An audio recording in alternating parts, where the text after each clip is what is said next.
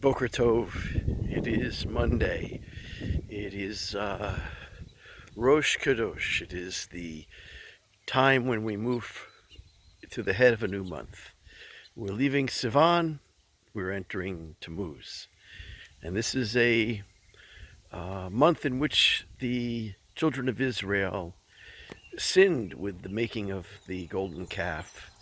And as a result, Moses broke the Ten Commandments. Of course, he went back up to get them again and bring them back down. But the people nearly got destroyed. The covenant was nearly broken. God was very angry, but we were spared.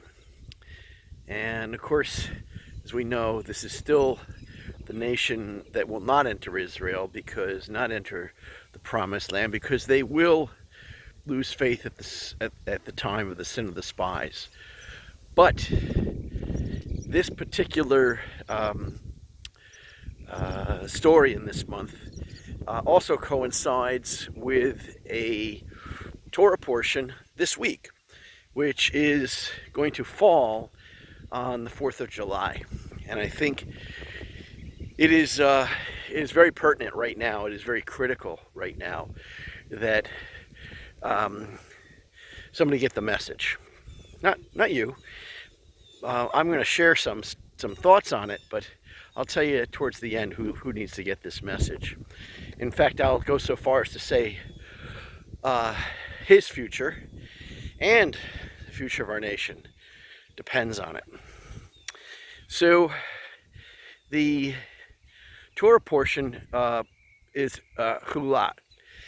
This is the portion where Moses strikes the rock of Miriam, the rock that has been providing water in the desert for 40 years.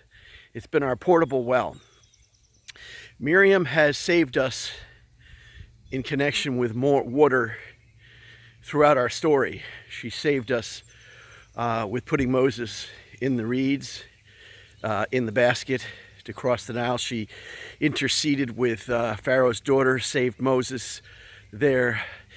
At the crossing of the sea, once again, a point of water, Miriam and Moses know that the people are going to stand and be saved by God, and they are.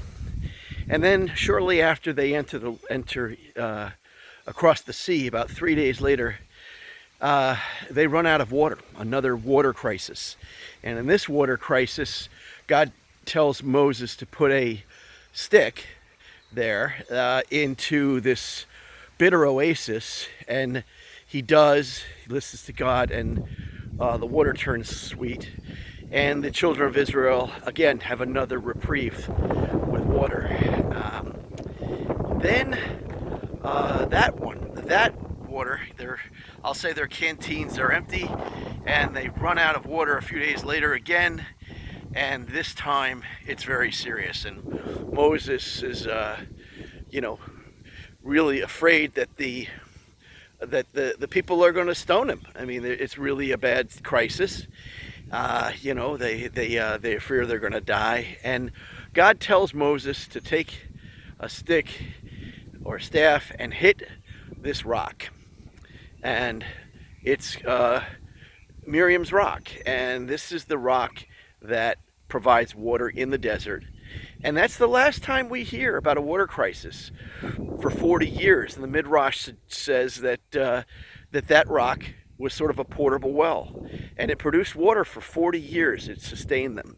And then here we are, fast forward 40 years to this portion, to this week, and what we have is the waters run out again, but it's not coincidental. This time it's tied to Miriam's death. So Miriam has passed away, and the well goes dry. And God tells Moses to speak to the well. Speak to the rock, pardon me. Speak to the rock. Well, it's like, well, which rock? There's rocks all over the place. Which rock? Well, clearly, God is telling Moses to speak to Miriam's rock.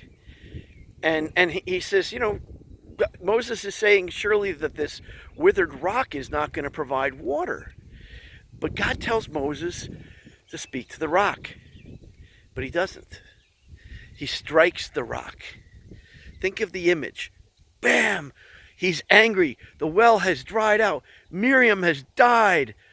He's angry. And he has essentially acted out of his grief and his anger. All right? Now, as a result of that, God punishes Moses with the fact that he will not enter the promised land. He will never see the promised land. He will never go in, I should say. It's a pretty severe penalty. I mean, you think about his entire life has been dedicated to God. His entire life has been to save the children of Israel and bring them to the Sinai to receive the word, the Holy Spirit, the Pentecost, first fruits. He's done so much for the people. He's brought them to the land, and then here he's going to be punished for striking a rock instead of speaking to the rock.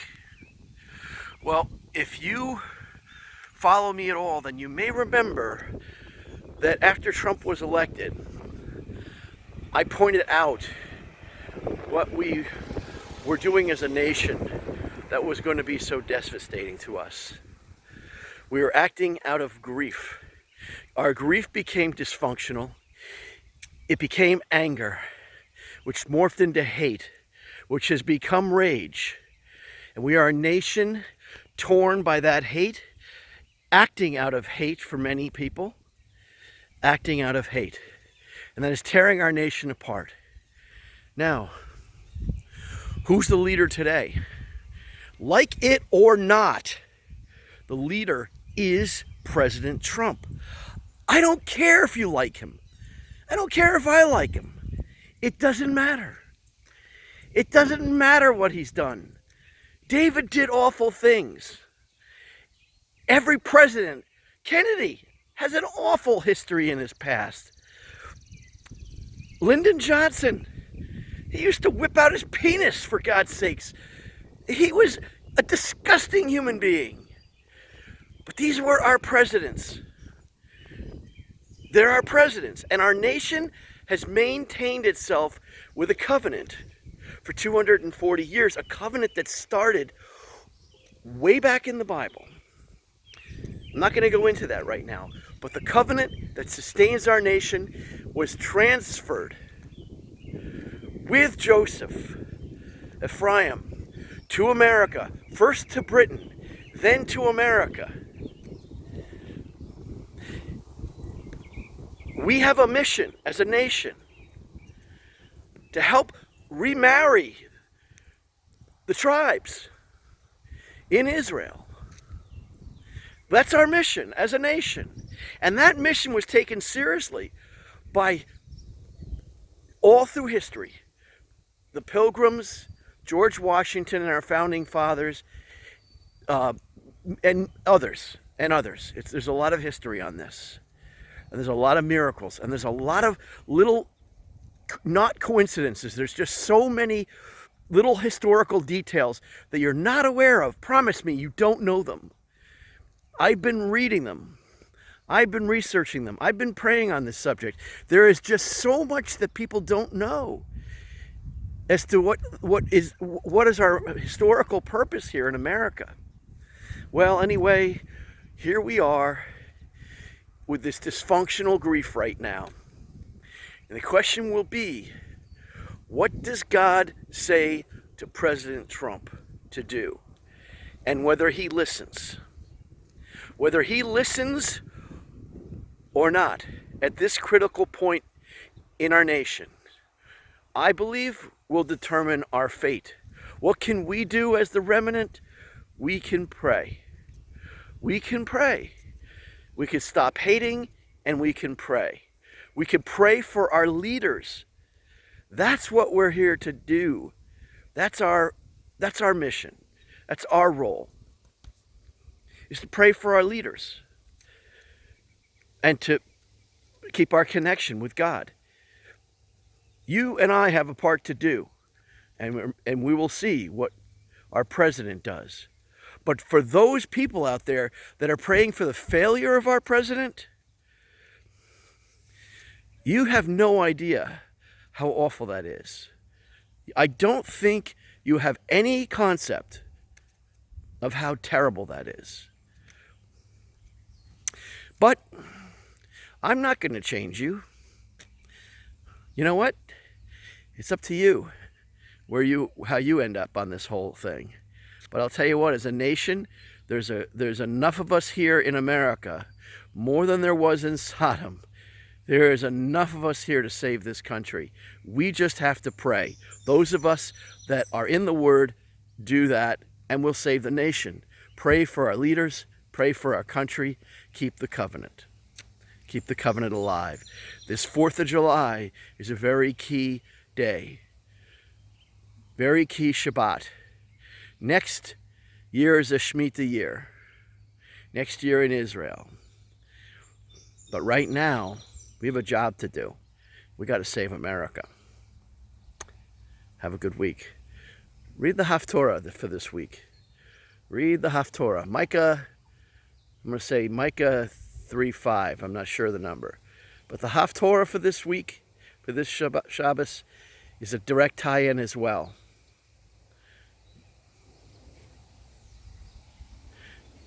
Shalom.